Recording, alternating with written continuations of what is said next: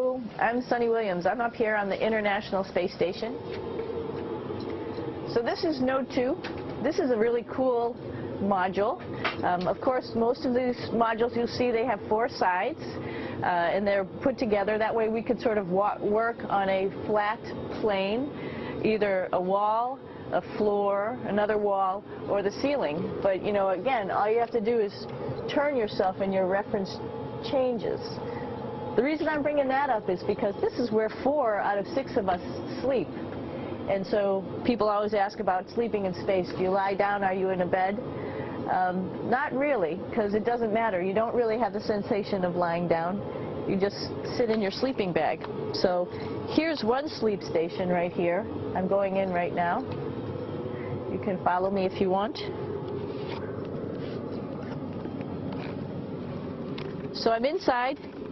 It's sort of like a little phone booth, but it's pretty comfy. I've got a sleeping bag right here that we sleep in, so we don't have sort of like a little bit of a cover. We don't fly all over the place. But you know, you can sleep in any orientation. I have it sleeping, feeling like I'm standing up right now, but like you saw, I'm on the floor. But it doesn't matter if I turn over and I sleep upside down. I don't have any sensation in my head that tells me that I'm upside down, so it really doesn't matter. The sleep station is also like a little office. We've got a computer in here. As you can see, we've got a couple little toys. I've got some books. I've got some clothes and other things that make it sort of like home. I'm coming out. And just for reference, that's one sleep station. This one's another. Right here. There's one on the ceiling, if you want to call it. Right here. And then there's a 4th on the other wall over here. So all of us sleep in a little bit of a circle. All right, come on back. There's more to show you.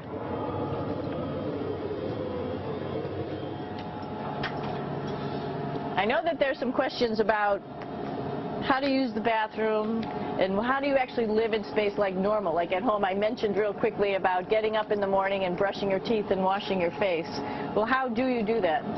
Well, here is the bathroom, essentially. You get up in the morning and we have a little kit, and it has all the essential things that you need, like your toothbrush and toothpaste and brush. See how much better the brush makes my hair look?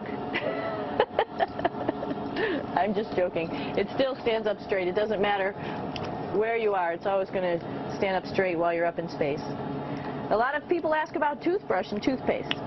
So, luckily enough, toothpaste, you can do it upside right this way, is sticky, and so it sticks to your toothbrush. No problem.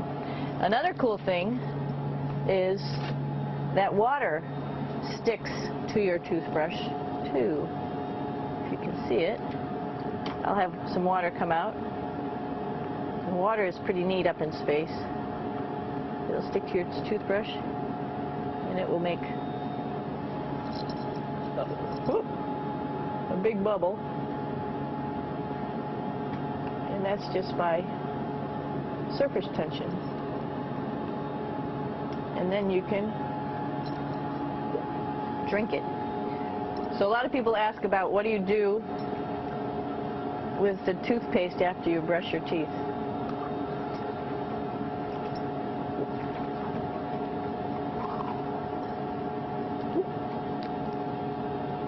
Two options. Swallow it, and it's sort of like mouthwash, but it tastes a little gross. Or you can just spit it out in a paper towel, and then you don't have to worry about it. Swallowing thing I wouldn't recommend at home. I'm only up here for 4 months, so it's not that bad. One of the most pressing questions about living in space, of course, is the bathroom. So let's take a look at that little piece of work. Come on in.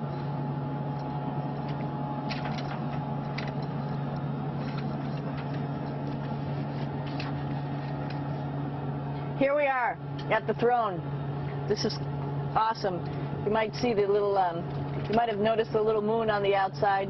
This is our orbital outhouse right here.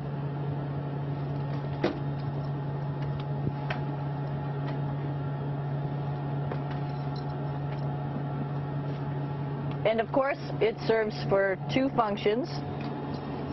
Number 2, right here. I'll show you. But you see it's pretty small, so you have to have pretty good aim, and you'll be ready to make sure things get let go the right direction. And it smells a little bit, so I'm closing it up. And that's, of course, for number 2. And this guy right here is for number 1. So they're sort of two slightly separate functions, but you can do a little, essentially both, by hanging on right here and doing number 1 and number 2. I might add it's color coded, so you really don't get it mixed up, which is nice. This is yellows for number 1. And also there's a selection of paper.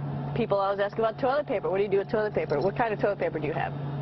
We have gloves just because sometimes it does get messy. We have some Russian wipes, which are a little bit coarse if you like the coarse type of toilet paper. We have some nice tissues, which are nice and soft if you like soft toilet paper. We have Huggies, just for any cleanup. You know, we were all babies once, and this sort of helps. And then if things get really out of control, we have disinfectant wipes, just to make sure we clean up here. Because, you know, just like the water I showed you, the number 1 stuff can sort of go all over the place if you don't aim correctly. And did I mention both of these have a little bit of suction, so they should keep things going in the right direction. But like I said, sometimes things get a little out of control if you are out of control yourself flying around. So we have lots of protective stuff. And of course, you do have your privacy. There's a little door, so other people know that you're in there. Here's a pretty cool place. This is sort of like in your house where everybody meets in the morning. After you wash your face, brush your teeth, you want to find something for breakfast. And this is our kitchen. You might notice there's all sorts of foods here. It's like opening the refrigerator. You got all your different stuff that you want to have: drinks, meats, eggs, vegetables, cereals, bread, snacks. And that's a good place. That's where you find all the candy. Side dishes, and then some little power bars just in case.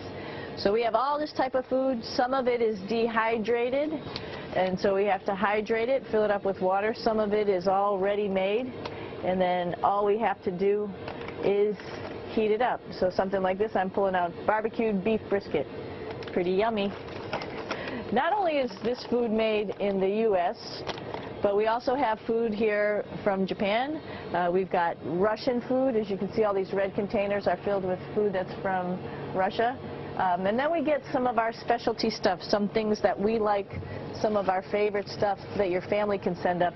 In fact, I like fluffernutters, and so I got sent up some fluff so I could make my fluffernutter with peanut butter. So you have a lot of food up here, no problems.